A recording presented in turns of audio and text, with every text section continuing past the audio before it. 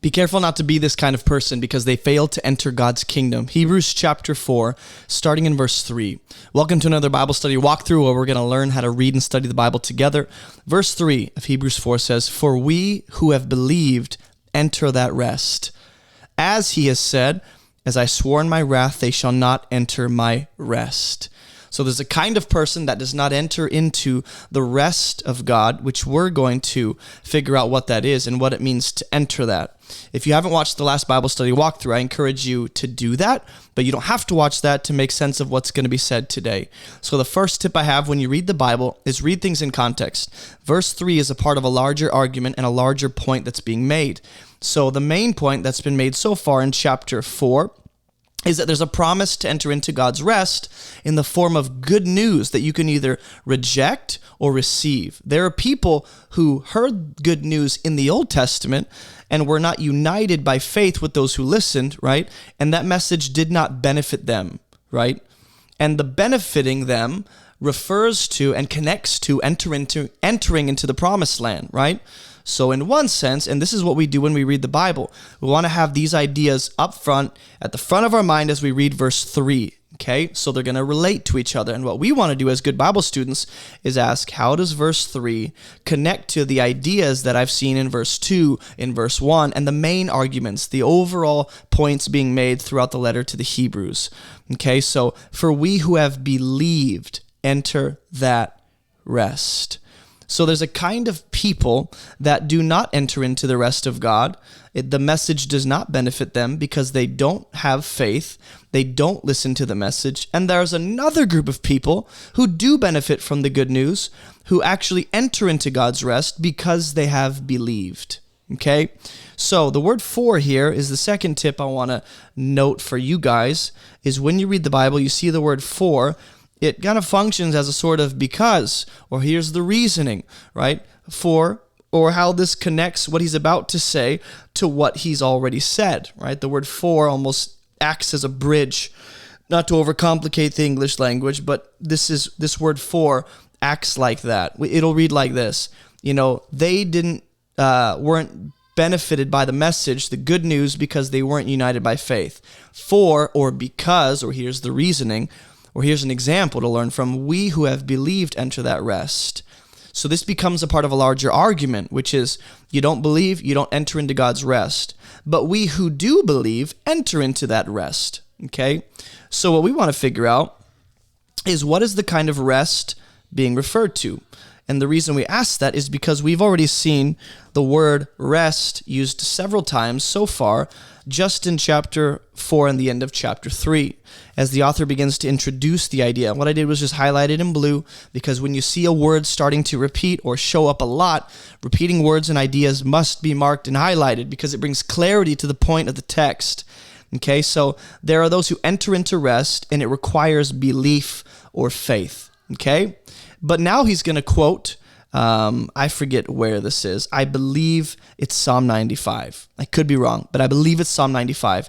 When you see quotations like this, when you're reading the Bible, right, and the author or the person speaking is quoting an Old Testament passage or somewhere else in Scripture, take note of that. Okay, one of my biggest tips for you guys, especially in Hebrews, as we see a lot of Old Testament quotes, is go back to that original passage, read it in context, understand the main point being brought forth, and then bring that back to here in Hebrews 4 when the author quotes it, right? Because the original context and the original meaning will relate to his overall argument being made in chapter 4. So God says, as I swore in my wrath, they shall not enter my rest. Now we see the word "enter" used twice, okay? What we're trying to figure out as we read the Bible, as we try and make sense of these ideas, what is this rest?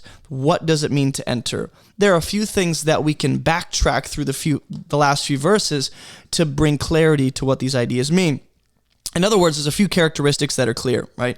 You can either enter into God's rest by believing and by having faith, or you can choose not to enter into his rest, right?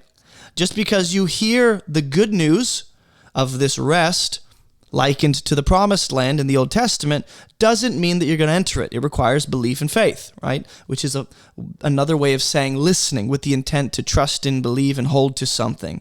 So God swears that a certain people didn't enter into his rest, and he's referring to, if you read the Bible and you go, wow, this idea sounds familiar. I've seen this somewhere in this chapter, or it reminds me of something. Go to that passage or that scripture that it reminds you of. So I will tell you that this passage has already been quoted once in chapter 3. It's a part of a larger argument, and when you see a verse repeated or an idea repeated, go back to where that idea is put forth and read it in context. So here in Psalm 95, in the larger quotation, we have God saying that we should, if we hear his voice, don't harden your hearts, as in the rebellion. And this is Psalm 95, I believe. The psalmist is speaking to the people. And on the day of testing in the wilderness, the people of Israel put God to the test. And this is the Lord speaking through the psalmist. Right here, they put me to the test, and they saw my works for 40 years. And the Lord says, I was provoked with that generation and said, they always go astray in their heart. They have not known my ways. As I swore in my wrath, they shall not enter my rest. So when we get to chapter 4 and this passage is brought up again, we should already have all of these ideas preloaded into our understanding of this text, which is people didn't enter into God's rest, right? Because they never knew his ways. They always went astray. They provoked God. Even after seeing his works for 40 years, they rebelled and hardened their hearts against his voice. All these different descriptions of the audience play into how he's going to use this verse in chapter 4, right? So God swears in his wrath, which shows a righteous, just anger for sin and rebellion. And here he quotes it again, but this time it's connected to entering into the rest, or the opportunity we have to enter into God's rest, right? So when you read scripture, what you want to do is do your best to keep in mind everything that's been said before it, right? So if you go back to, and I know I'm jumping all over the place, but I want to show you how we do this. So you can learn how to study for yourself and not rely on anyone else to teach you, but also have teachers which are supplementary but not primary. So we see that these people were disobedient. They didn't enter into God's rest because of unbelief. So we already see all these ideas put forth about entering into God's rest or not. If you don't believe, if you're disobedient, if you rebel, if you, just like the Israelites in the wilderness, sin in terms of being disobedient and unbelieving, this is the key, that rebellion and hard-heartedness right here is actually, the consequence of that is that you don't enter into the rest of God, which for the Israelites in the wilderness was represented by, or symbolic of the promised land. The promised land represented that. So there's a promise for us to enter into God's rest. It still stands, right? But there's the potential for people to still fail and not enter that rest, right? Because they don't believe or they don't have the faith that is required to enter into that rest, right? So although his works were finished from the foundation of the world, so this is what happens. This is how I kind of jumped in the middle of the verse here. But this second half of verse 3 relates to, and continues the thought in verse 3. We who have believed unto that rest, as he has said. And I didn't mention this because I'm all over the place. But this as he has said is huge. It's huge. It tells us that what he's about to quote is going to prove the fact that we who have believed enter that rest, right? So we have to make sure that when we see an Old Testament quotation or another scripture being referenced, that we understand how the author is employing that and the point he's making with that, right? The main point he's making here is that to believe is to enter into God's rest. Let me show you why. And he goes, well, God swore in his wrath that people didn't enter into his rest because, if you go back to chapter 3, they didn't believe, although his works were finished from the foundation of the world, right? For he has somewhere spoken of the seventh day in this way, and God rested on the seventh day from all his works. So whatever he is introducing here in verse 4 about the day of rest or the Sabbath day or the seventh day, right? The seventh day is going to relate to what it means to enter into God's rest. So something that I do is I want to make note of anything that stands out and seems disconnected. This idea of God's works being finished from the foundation of the world, it fits into the author's argument, but for me, it seems unrelated, right? So in my mind, I read this, we who have believed enter God's rest. Then he quotes Psalm 95, and he goes, they didn't enter into God's rest, even though his works were finished from the foundation of the world. So what I want to think about as a good Bible student is, what do God's works have to do with rest, right? So if you have read the Bible at least once and you're familiar with Genesis, something in Genesis should begin to come to your mind, where God finished a work and he rested from it, right? His works were finished from the foundation of the world. So for some reason, this idea of God finishing, which what we're going to see is his work of creation, God's work of creation being finished is related to the idea of entering into God's rest. Because what he says is, bummer, they didn't enter into God's rest. They shall not, because he swore in his wrath, even though, here's why they should have entered God's rest and should have believed and should have entered. It's because his works were finished from the foundation of the world.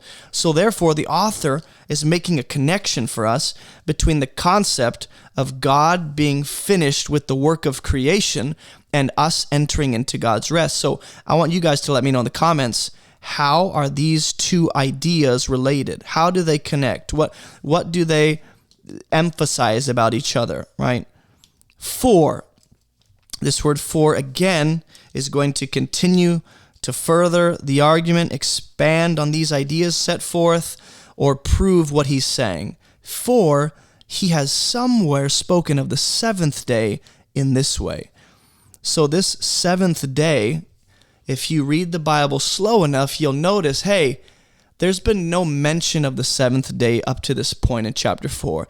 This is a brand new idea being introduced, so I want to put some emphasis on this. Maybe I'll highlight it in blue and just go pay attention to the seventh day, because so far it seems to be a new idea that is being introduced since I haven't seen it so far. And if you have that suspicion, I haven't seen this idea yet, make sure you confirm that suspicion.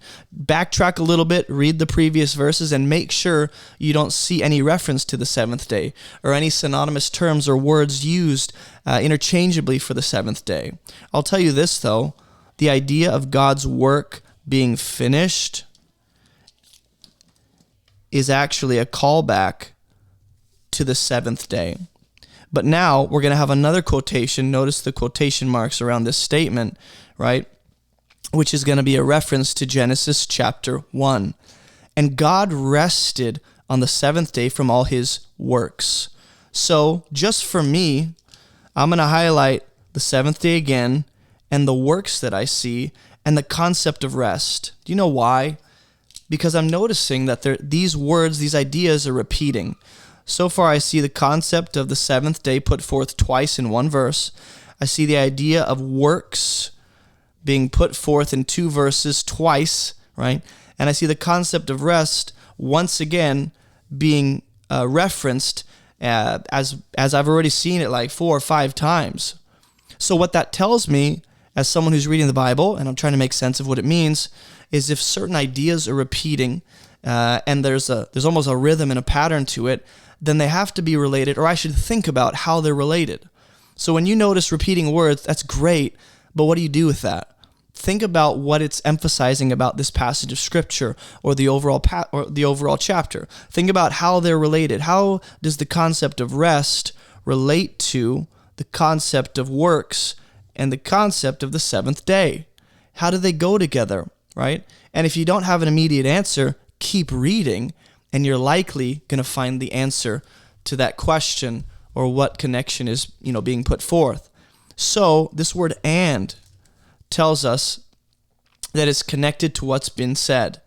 In other words, it's in addition to, and it's proving what's already been said.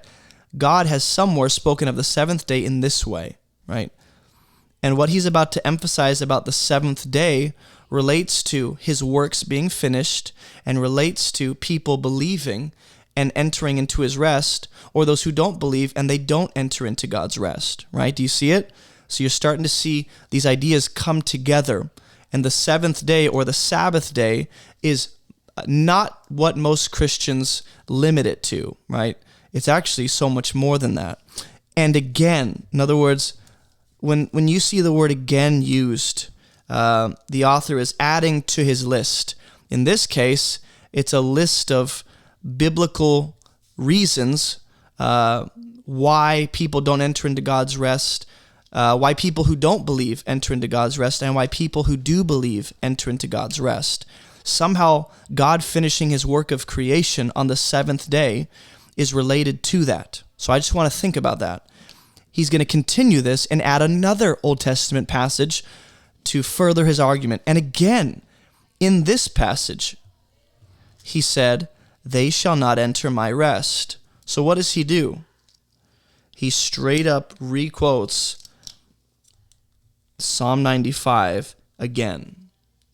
Now, 3 times on these 2 pages of Scripture, we see this Scripture specifically being referenced. That tells me this is mega important. I'm literally going to write that down. Mega important.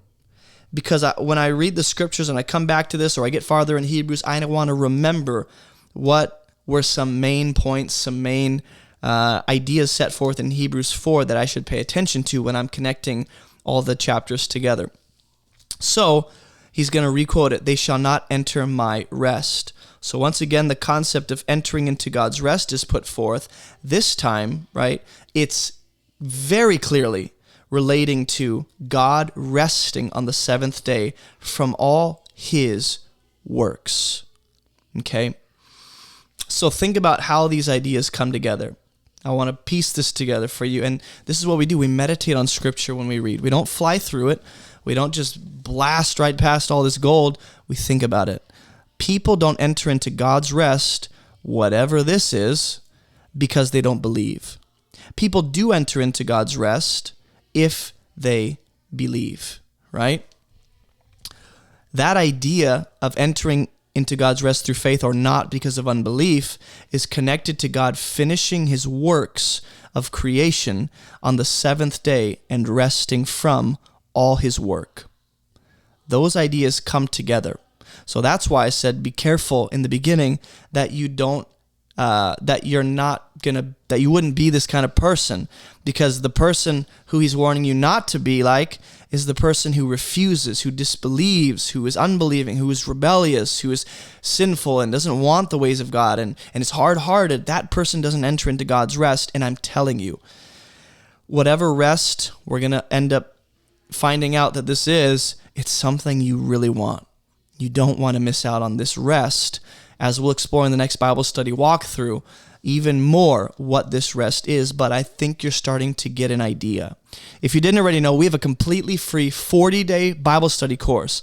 It's online, it's self-paced. If you struggle reading the Bible, if you get frustrated reading the Bible, if you don't know where to start and you don't know how to piece things together, you can take our 40-day course for free. It's linked in the description below or online at abovereproachministry.com. If 40 days is intimidating to you, you can take our 27-day course, our 11-day course.